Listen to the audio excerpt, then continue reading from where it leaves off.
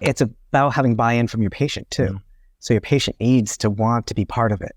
And I think redefining pharmacy has been kind of a cool thing. So at the beginning of COVID also, we were doing anxiety and depression questionnaires. I mean, it's part of Pioneers. Right. Mm-hmm. So I didn't just use them for people that CPESN gave me. I was rolling that out to almost everybody because I kind of saw at the beginning that COVID was going to mess with us mentally and not just physically. Yeah, and it's been a toll. Right. But what was really cool about it was that those conversations from those assessments redefined pharmacy without having to give them a definition of what pharmacy is all about. Because they're looking at me like, why are you asking this? I'm like, this is why. We're having a conversation because you're part of my community, you're my patient, and we want to be on the same page as we go through this. So now conversations, when they come back to me, are a lot more meaningful. Isn't it just about Ed is filling my prescription that the doctor sent over and making sure it's accurate? It's Ed filling prescription, making sure it's accurate, but he's also watching other things. Not necessarily that are related to a blood pressure medication, but me holistically. Can you give me a for instance? Give me an example. I had a patient that she was a cancer patient, severe pain, and her medications didn't warrant the medication regimen that she was on. So I called the oncologist and the family doctor. We got medications changed. I think it was amitriptyline to Cymbalta.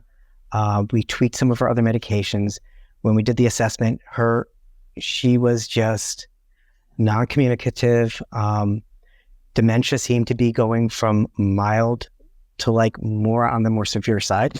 Her daughter was having a hard time communicating with her and taking care of her. We made those minor adjustments, changed some times of day that she was taking her medication. She's then sleeping better. The Cymbalta was managing her medications better. She was taking less of her opioids.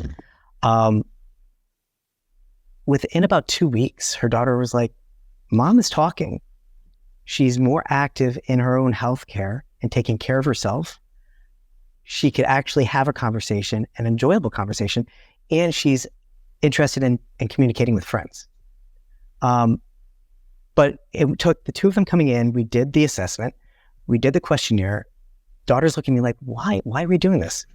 I'm like, because we want to put the pieces together. This is part of the pieces of the puzzle. So we're looking at the assessment. We're looking at her medications, where she was, looking at her quality of life measures. I mean, I don't think we look at those enough. I mean, my quality of life measures are different than the both of yours, and it's different than my neighbors. Sometimes we miss those, and, we're pushing what our quality of life is on somebody, and, it doesn't marry what we really want. But since then, it's her and her family and her family's family now are like, they know when they come to me, it's different. It's a different experience. Nice. That's great. And it's funny some of those times when you get those kind of questions, I remember I guess it's about 6 years ago when my mom was in the hospital. She had pancreatic cancer and they were just giving her a lot of morphine, and she would call me at 2 a.m. and say they're coming to get me. And I was like, what? So I went down and I asked the doctor, hey, can I just see her med chart? And they showed it to me, and I was like, dude, can we switch from morphine to hydromorphone? We can go with a lower dose, swapped it out. It was instantly different. And they were like, I didn't even think about that. Just those things where you're looking at I know my mom, she's not a paranoid person. These are things that I notice because I know her.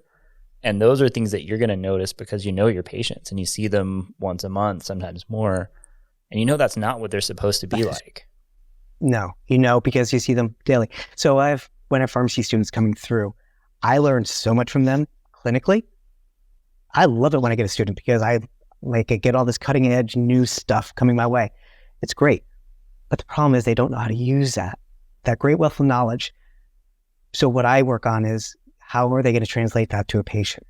You just can't talk to them about facts. You need to get in their head. So Coumadin for instance, I was, telling her, okay, when we're counseling, we want to make sure that we can, that they're good about taking it at the same time every day, and, compliance and adherence. And so they're having a conversation, and he was like missing the point of like how we're going to make sure he takes this medication regularly. And like, so I came over, I'm like, what's the last thing you do at night? It's like, well, I put my glasses down on the table in the kitchen. You're going to put your Coumadin there. Every time you put your glasses down, you're going to take your Coumadin. That's how you're going to know you're going to take your medication every night. And we talked to the student afterwards. I'm like, you don't have to overcomplicate things. Make it easy for them. Get into their head, see what their life is about, so you can give them that information in a chunk that means something to them. And then you're going to get better outcomes. And they're going to rely on you and trust you because you're listening to those little tidbits.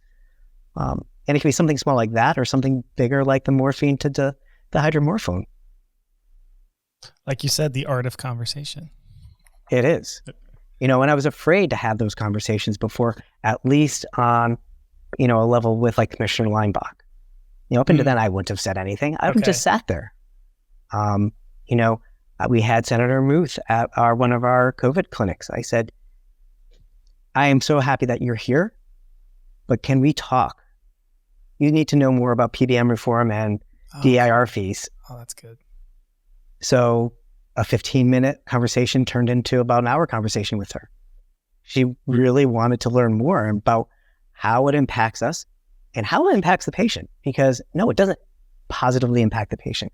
It's taking funds away from us that we can give back to our community and our patients in a very negative way. And she's looking at that like, yeah, you're kind of right. I'm at, top 5% of my peers, 5-star rated, and I'm being rewarded by taking $30,000 quarterly. Right. Instead of some other bigger number, right? It doesn't feel like. That's absurd. Yeah, I know. She's like, well, it could be worse. Yeah, no, right? Like that shouldn't be the bar, right? Like a win shouldn't be less painful than it could have possibly been. Right. So I push forward. We have our lab license now and our CLIA waiver, so we can do strep, HIV testing, flu testing. It has just been, it's been an exhilarating, exciting adventure. And that's why I think being here, I wasn't sure what I could actually give to you guys. If I could give anything, it's telling people in my position that had their head in the sand, get out there and do what you do because you're doing it right, but just put it in a way that's meaningful with the care plans. Have a voice and advocate for yourself to your local, officials and PPA and PPCN and NCPA, because we all want the same thing. We want better patient outcomes, but we want our profession to get its just due. So at this point, you're at Muniz Rio Grande Pharmacy, family business. You're big on technology and change and opportunity, and you're starting to look at medicine a little bit differently and get into that functional medicine space. So, being in an existing business, was there like a quick adaptation, or how did that process kind of move forward as you developed into maybe taking a little bit different path than the traditional family pharmacy? So what happened was, I had that one patient, right, that I started like, okay, I'm going to do this. I'm going to change myself, make myself feel healthier and stuff. And so I did. But then I had this one patient, really good. He's become a really good friend of mine now. And he looked at me and he goes, hey, you got the gastric bypass, right? I'm like, no, I didn't. He's like, well, what did you do? And I was like, I just started eating right. I started doing all these different things. I found out what my body needs. And he's just like, could you help me? And I was like, well, you're a diabetic. You have all these other issues. He had already lost vision in an eye. I'm like, man, you know what? It's risky. I go, but definitely something we can look at. And so here he was. I think he was weighing about 260, 270 pounds also. He was injecting 230 units of insulin a day. He was on I think it was 10 different medications. Wow. And so I'm just like, man, you know what? So we got to do this thing slowly and just watch everything. So I got the whole history of what had happened. And he said he was camping and ended up, like he blacked out, ended up in the hospital. The doctor's like, well, you're gonna have to be on insulin the rest of your life. So he had been on insulin for 15 years. Oh, wow. A1C was still a 9 on insulin, right? So I'm like, okay, well, let's look at, as the functional medicine, let's find out the root cause. Let's fix everything. Let's fix your gut. Let's fix what you're eating. Let's clean out your livers, get all that junk out of there, and we start making changes to meds. So I contacted his doctor, told his doctor, hey, look, I met with him. These are all the things that I'm thinking we should do. Are you okay if we proceed? And the doctor's like, sure. He goes, are you going to be monitoring him? I was like, yes, well, any kind of blood pressure or blood sugar changes and stuff like that, I'll get back with you. That way we can make changes very quickly. And the doctor was like, I'm all for it. Let's go. He's been wanting to make the change. If you can get him to go, it makes my numbers look good. Let's start working together. And like, okay, perfectly fine. So, we did a liver detox from orthomolecular. It's called a core restore kit. I do that almost with all my patients that want to lose weight. Cleans out your liver, cleans out your GI system. Most of the issues that we see with patients start in the gut. So we're able to clean all that out. So I started this with him, and within 3 days, he was off his rapid acting insulin because he was starting to bottom out his sugars. Oh, wow. And I was like, hey, doc, this is going on. I told him to stop. And the doc's like, that's fine. Just keep monitoring. And I go, we need to cut his basal insulin, which is long acting. We need to cut it down to, I think he was on 80 units twice a day. And we dropped that down to 30 units once a day. And the doctor's like, sure, go ahead. Just keep monitoring. If it starts going up, we'll start making changes. So that's what we did. 2 months into it, or a month later, I think he already lost like 26 pounds. So he beat me. My first month, I lost 25 pounds. He lost 26. And so it was always a competition with him now, right? And within 2 months, he was on no more insulin. So yeah, which was crazy. And he went back to the doctor and got his A1C checked. And they're like, dang, your A1C is a 5.7, no insulin. What are you doing? He's like, I'm just eating right. Michael's teaching me how to eat, what I need to do, what my body's looking for, right? But a lot of it is you have to be able to measure these things. So now we have the Freestyle Libre that's out there that's a continuous glucose monitor, which, when we started this with him in 2000, it was also 2016. I mean, it would have been amazing, but we just had to do the finger sticks. And so we're checking like 3 or 4 times in a day, get everything going. And so when I knew that it would work with him, I knew it could work with others. But some of the foods that we were trying to give him, I was like, okay, well, you're going to find this food at H-E-B. You're going to find this one over at Walmart. You're going to find this one at Sprouts. You're going to find this at Amazon. You're going to find this one directly from the company. They won't sell it to anybody else. And so I was sending people to all these places, right? And so I was like, man, you know what?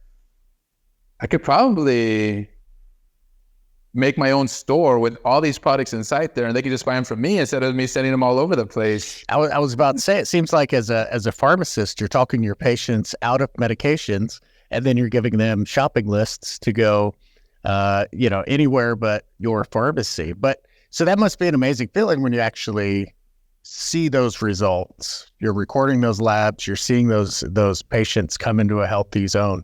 Like that must have like a pretty profound change on how you look at the drive-in every day, right?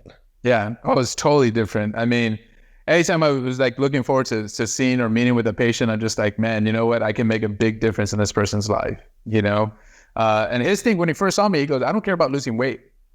Just get me off my insulin. I'm tired of injecting 5 times a day. So one of the first things I always talked about with my patients is like, what's your why, right? Why do you want to do this? You got to have a why. You can't just say, well, I just don't want to do this. Or I've had patients, I just want to lose weight because I have a wedding in 2 weeks. It's like, okay, well, this isn't one of those weight loss clinics. This isn't one of those. No, I'm trying to teach you how to be healthier for your body, right? And this is a long-term commitment. This isn't just a 2 week and then I'm done type of deal. So, it makes it so much easier to be able to come into work and be able to see patients and not have any issues with that. But then it's like, okay, so how do I build on all of these things? And exactly, that was a point. It's like, okay, here, this guy's drug spend was like $4,000 a month because of all the medications and stuff he was on. Wow. And then his drug spend now is like, I think it's $60 for 3 months. Okay, so you're going in every day at Muniz, Rio Grande, and things are kind of changing on what you want to do long term. So how do you branch out, and what happens next? Yeah. So, that's when I decided, I want to just really focus in on nutrition, right? So even up until my last day there, verifying prescriptions for 80 patients, 300 scripts, it's like, I didn't see any value in that. Yes, there was things I can do. Plus COVID happened. Nobody was coming into the pharmacy. Everything was through the phone or through the drive-through window. I would go outside to see my patients because we didn't want anybody inside the pharmacy because we were taking care of assisted living centers. We didn't want to take something into those assisted living centers. So we really thought about everything. And still to this day, we haven't opened up at Muniz Rio Grande Pharmacy. But here, I just said, you know what, I'm going to go and I just want to take care of patients, So pretty much that's what I have now. So my new RX pharmacy is a place where I do consultations with patients. I work on MTMs when I don't have patients scheduled. Doctors refer patients to me, and pretty much the doctors are like, help me get this patient to goal. If you could get them off of meds, it can help save us money. Let's do that. So ACOs, I'm working with ACOs on that. And then like, okay, well, if they're not on meds and we need to change their diet, well, I can have healthier options. And I have them here at Crave Market, which is also located inside of my store, my pharmacy, right? So people walk in, and to the left of the store is Crave Market. To the right side is the pharmacy, the consultation room. I have a conference room where I educate providers on what to do, how to look at patients.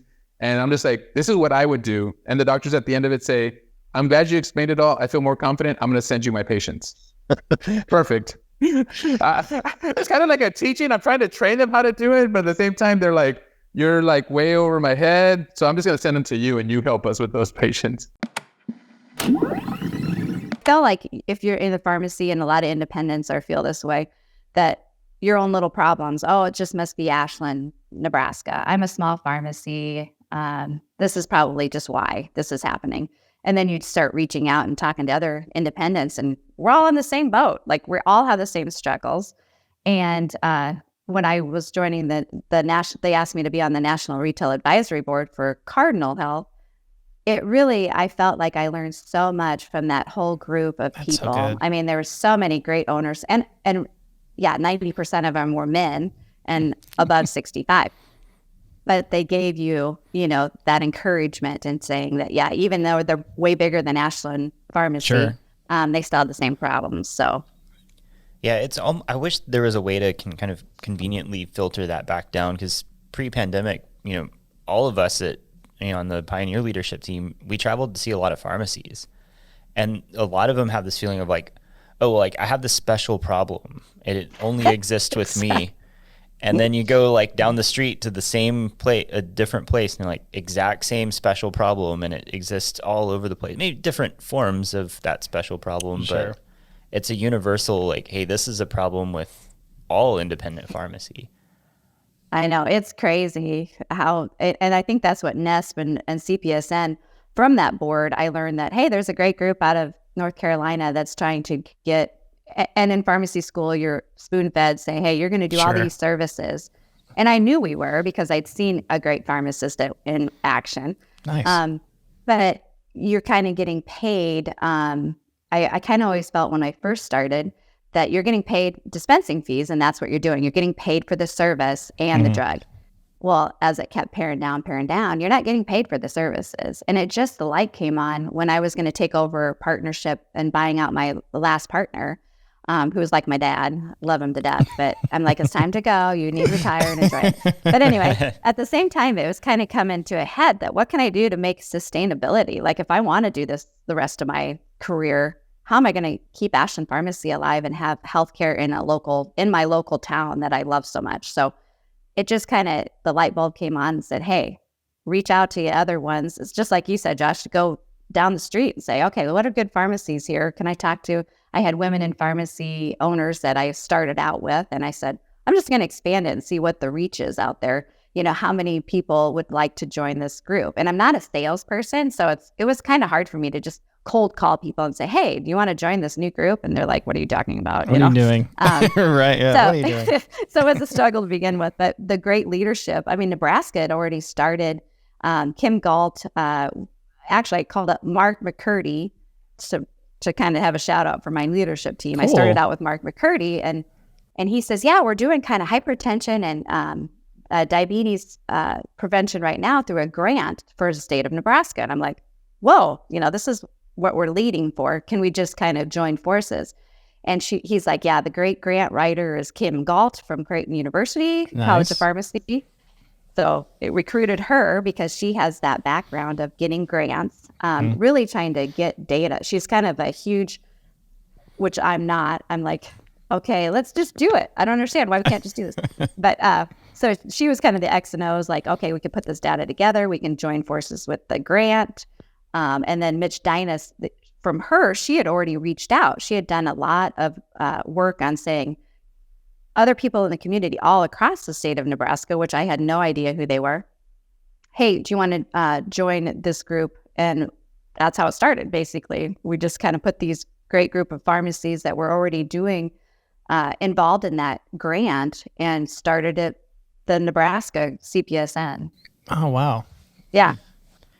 It's interesting though. You mentioned that you brought in a grant writer from Creighton. Like one of the things that I've seen across a lot of the Flip the Pharmacy and the other cohorts is that, the first couple of those guys, it was all desire and people trying to do cool stuff. And then the ones that ended up being really successful about how to like organize and plan it were at least partnered with the university in their area. Like Arkansas, again, partnered with, UAMS. That's where I was going with that. I was going to go that way. And PPCN in Pennsylvania, both heavily, at least supported by their local universities. And for someone who was a little skeptical of academics. Yeah. Right. Yeah. So I feel like if you're in either Flip the Pharmacy or CPESN, or in your region, if you don't have a strong grant writer or relationship with the university side of things, should you? I think so. Yeah. Because most of us are pharmacy owners and we're doing our own thing. We kind of know the background, but you need somebody that really loves data, loves to be able to reach out and say, gotcha. How much are you increasing your care plans and really staying on task? Because my passion was, okay, if we're helping people and let's get the money to help support our pharmacies to change, like Flip the Pharmacy. How are we going to change a sustainability model to keep local pharmacies alive? And so you really need those people of expertise. So I felt I had it because I had great pharmacies with Mitch Dinas out of Beatrice and Mark McCurdy out of Cambridge. Okay. And then Tom Kochfer, I found him, and he's a huge part of Flip the Pharmacy for being our coach. So you need all types. You need people that need to reach out, but you also need people behind the scenes, like the Walton Roy for the Disney, you need a Walt and you need a Roy. So no doubt. If you had to say the top 2 or 3 things of why you've been successful, 4 years going from 150 to 400 something, how'd that happen? What's the top things that you did to? I'll tell you what was number one for me was that, I had the confidence to do it. And it has to do with, we went through some really tough stuff trying to get out of West Palm with my family. So, when we took this dive, my wife was like, Eric, listen, just, what you're doing, take the dive. So really she's been like, she helped me through the whole thing. Cause I had some doubts in the beginning. And then I just became, my whole strategy was I'm never going to be behind the bench if I don't have to. Everything I do is outside the community. I'm going to market myself. I'm going to sell myself. I'm going to spend the money and keep my pharmacist employed. He had a huge salary. I could have just let pharmacists go and just started cleaning house and then just sat behind the bench and worked and made a decent living. I said, no, that's not my style. So I still spend to this day, 90% of my day outside the store, meeting with providers, meeting with patients, rounding at the hospital, doing whatever. My mission is I'm not going to sit behind the bench because that's just not the way that you can grow. Especially can't grow that fast. Yeah, we've seen that. It's one of those stories we seem to hear repeated, that those pharmacies are successful are they're out in the community. They know people. And because of that, when those people have a problem, a lot of times they pick up the phone and they call and they go, "Hey, Eric, we got some extra COVID vaccines, right? What can you help us out?" Right? So tell us about that story. Yeah. So, I worked with the Department of Health with the COVID testing program for a while last year. And, they knew that we could vaccinate as well as test, of course.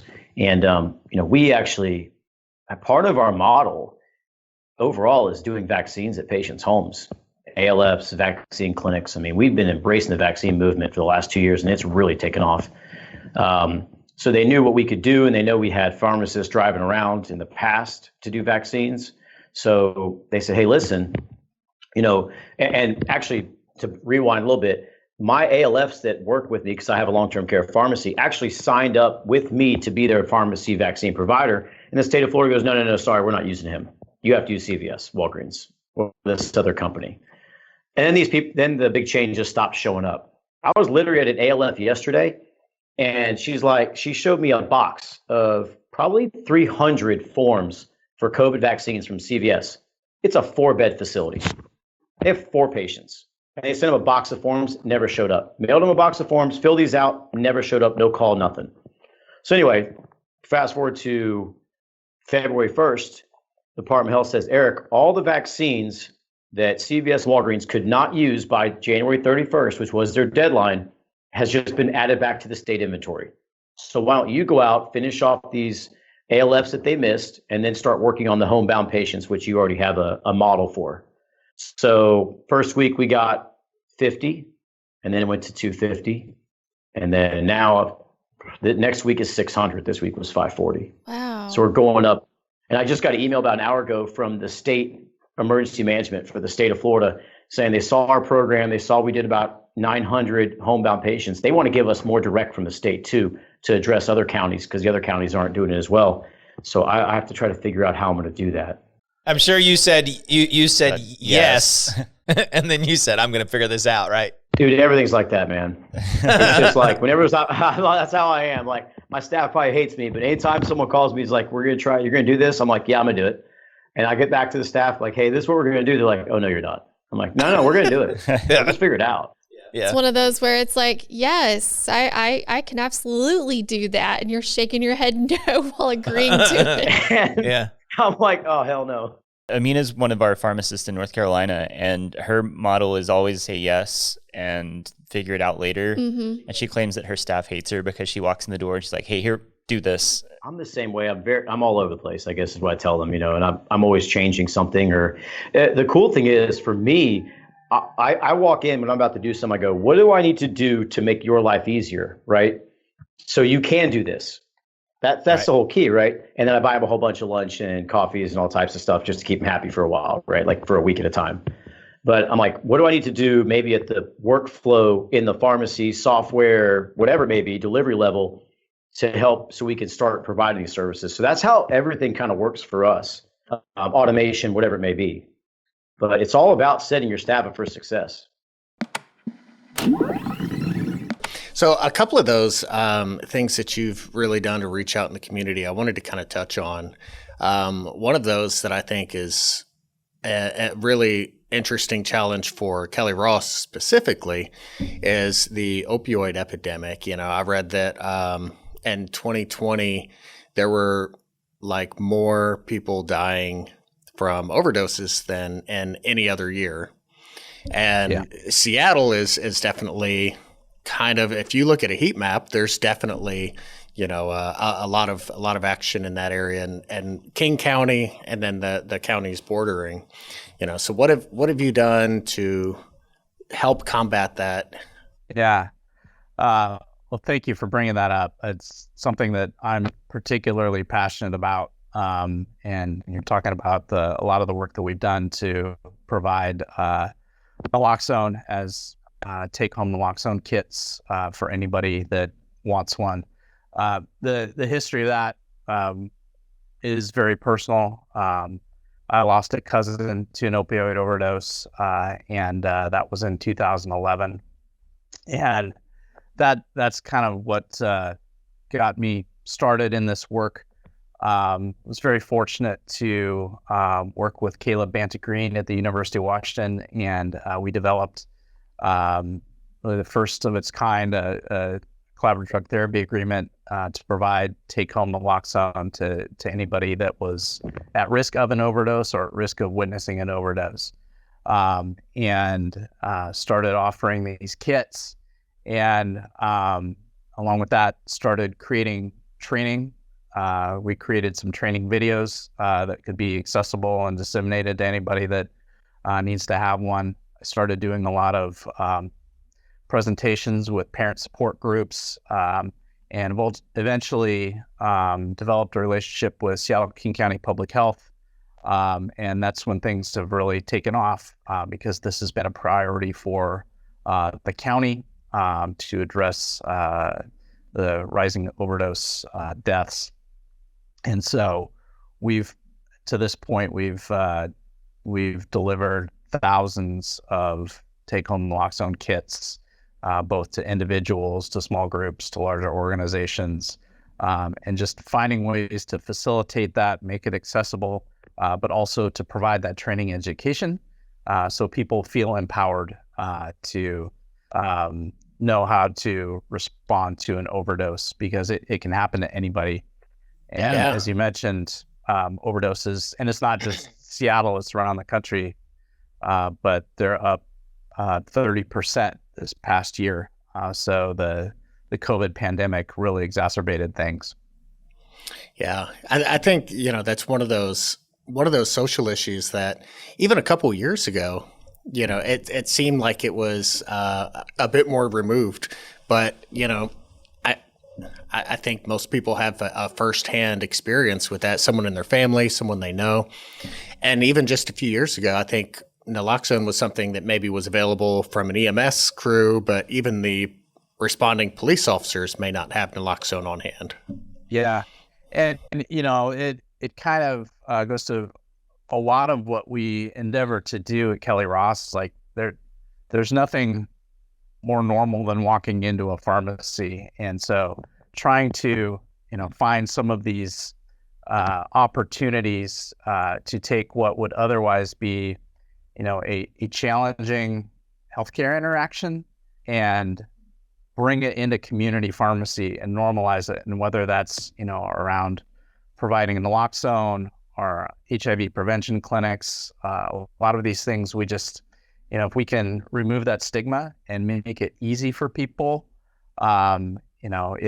it's good for pharmacy, it's good for the community, and it's a great opportunity. Yeah.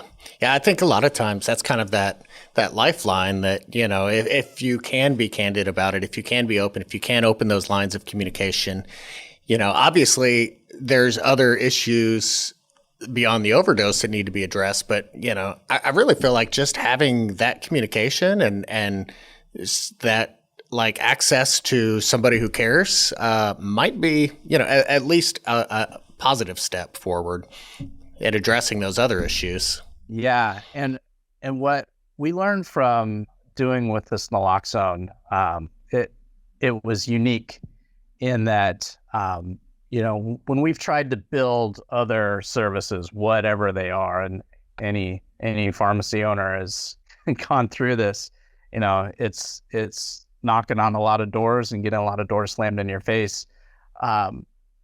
Never ran into that with naloxone. Yeah. Everybody was willing to talk about it because, there's just this tremendous need. And so it was a really easy way to start new relationships with different community organizations. And that's led to a lot of other great things. But you're right. It's, I think, just normalizing that conversation, and pharmacists are great people to do that. We learned how valuable the community pharmacy is during the COVID-19 pandemic. I mean, I could tell you that in Camden, we were much like any other urban center that was post-World War II. It was a mostly European immigrant population that we had. Every little neighborhood in Camden, each one of them had one, if not two, independent pharmacies that served that neighborhood. Because everybody knew that the Irish and the Italians and the Polish and the Hispanics, they were all different back then. And there was different culture, different language, different social mores, and their independent pharmacy knew how to speak to them in a way that made them comfortable. Yep. As most of the independent pharmacies have been driven out of the urban environment, unless new graduates are willing to jump in and assume or do something like what I do and be an independent pharmacy owner, we're experiencing pharmacy deserts. And, we face that here in Camden. We have a couple chain pharmacies on the outskirts of the city, but we're a city of 85,000 residents, and it's a very diverse city. People oftentimes, and it always drives me crazy, they'll refer to Camden or any urban area sort of generically, well, it's a community of color. That doesn't recognize the vast diversity when you're speaking about communities of color. African American is not the same as Dominican and Haitian, right, and Caribbean, and Puerto Rican is not the same as Mexican or Brazilian or Ecuadorian. And we even have, it's less so now, but we even had an Asian population that was largely Vietnamese, and Asian populations are also different. And you had very few of the places like me that knew how to work with their community, talk to their community members, and get them over this idea of vaccine hesitation. Especially our community is largely African American, and as we all know, there's been a sort of untrustworthy past when it comes to vaccinations, and many of my community, they lived through that. Mm-hmm. And they came in genuinely concerned. They're hearing this is what they need to do, but they need to hear it from someone that they're talking to almost as someone they know, someone they trust. Right. Yeah. And you go over the pros and cons with it. I won't get into all that because we all know what they are now of getting the vaccine, and people made a decision. And what we did was we never really forced this on everybody, but what we did was, believe it or not, I actually found in our area, vaccine frustration, that inability to get access to a vaccine was a bigger concern than the vaccine hesitancy. Right. So much of the public relation effort that you saw on TV and on radio and everything had sort of acclimated everyone to this idea that maybe they should get the vaccine.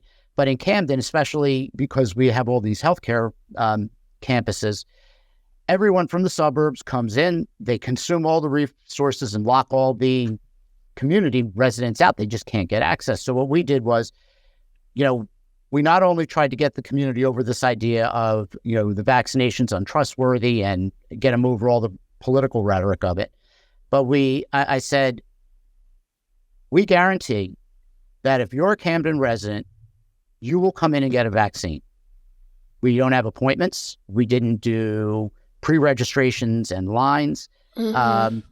That was the biggest. That was the biggest struggle in the beginning when the vaccine for COVID came out. Was you had to fall in a certain age demographic. You could only go to chains or to the county, and you had to register, and you had to fill out all these extra forms and basically get in line. And when I found that I was able to go to my community pharmacy, like I was texting daily. I was like, do you have Pfizer in yet? And as soon as she told me she had Pfizer, she texted me and said, great. And I was like, he'll be there tomorrow. So go ahead. So you didn't do appointments because your demographic doesn't support it, right? And so you just staffed to handle the line. Initially we did have appointments, but nobody used them. Right. And the idea of the appointments was it was to screen out people from outside of Camden, so I could always prioritize the Camden residents first. But what we did was we staffed up to the point. We brought on 3 nurses in addition to the pharmacy staff that we had. We had a completely converted area. It's what you see behind me is the COVID clinic, and our infrastructure supported our ability to do, we could do 5 vaccinations at a time with social distancing, and we were probably able to handle up to 250 vaccinations daily. Wow. So, and that was all, that 250 daily was just in the pharmacy. That wasn't doing any mobile. Right. Then we went into the schools and we did school clinics where we would send our staff out there. We did a lot of clinics like that. We offer clinics in churches. Anywhere where we saw that there was an underserved population that either maybe couldn't get as far as where we were, we would go out to them. But we did a lot of work with the schools and doing vaccination for them. And it's sort of in August of last year, as the vaccinations were sort of humming along, we figured, you know what? Testing when the fall comes around is going to be where the next big thing is. And we were ready for testing before people even really started getting into the testing. But when we got that spike in December and January, we were one of the only facilities that still had testing available because we got so far out in front of it, and our priority with the lab that we partnered with, we were like number one. So if they had any supplies, they came to us first. And in the height of that mid-December through late January, we were doing 125 vaccinations in pharmacy a day, plus 250 tests. And we even went a step further. And when monoclonal antibodies became available, we were able to get priority, a facility priority to offer monoclonal antibodies, which was really taking off until they pulled the plug on it. But again, we aggressively went out and we noticed the need within our community, and we set about to providing a solution, and we're the solution. Thank you for watching the Catalyst Pharmacy Podcast. If you enjoyed today's episode, please like, subscribe, and follow us wherever you get your podcast. Give us a 5-star rating on Apple Podcasts to help us reach more pharmacy professionals like you.